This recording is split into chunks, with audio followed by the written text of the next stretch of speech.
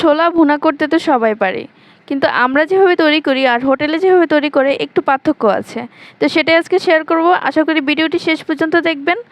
তো প্রথমেই হচ্ছে আমি প্যানে তেল দিয়ে দেন হচ্ছে 1 কাপের মতো আলু কুচি করে নিয়েছি। আলু একটু চাকচাক করে নিয়ে দেন হচ্ছে এটাকে খুব ভালোভাবে ফ্রাই করে নিয়েছি।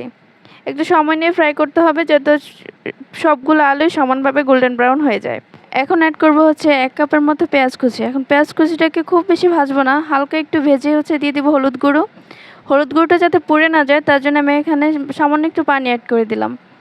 এখন একে একে আমি সবগুলো মশলা অ্যাড করব। দিয়ে দিয়েছি পরিমাণ মতো হচ্ছে মরিচের গুঁড়ো, জিরে গুঁড়ো, গরম মশলা গুঁড়ো, রসুন বাটা, আদা বাটা এবং টমেটো পেস্ট 2 টেবিল চামচ। এখানে আমি টমেটো পেস্ট 2 টেবিল চামচ দিয়েছি, কারণ হচ্ছে এটা দিলে হচ্ছে গ্রেভিটা খুব সুন্দর আসবে এবং কালারটাও খুব সুন্দর আসবে।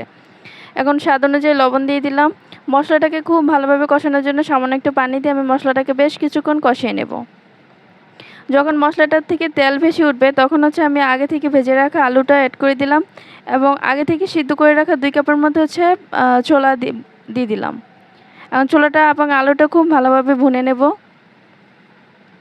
একটু পানি দিয়ে খুব ভালোভাবে ভুনে নেওয়ার পর এখন যেই উপাদানটি আমি দেবো সেটাই হচ্ছে মূল উপাদান। এখানে 1 টেবিল চামচের মতো হচ্ছে আটা কিংবা ময়দা আছে। এখানে আমি ময়দা ইউজ করেছি, আপনারা চাইলে আটা ইউজ করতে পারেন। দিলাম হচ্ছে ধনিয়া পাতা কুচি। ধনিয়া পাতা কুচি দিয়ে এটাকে অনবরত নেড়ে একদম ড্রাই করে ফেলতে হবে।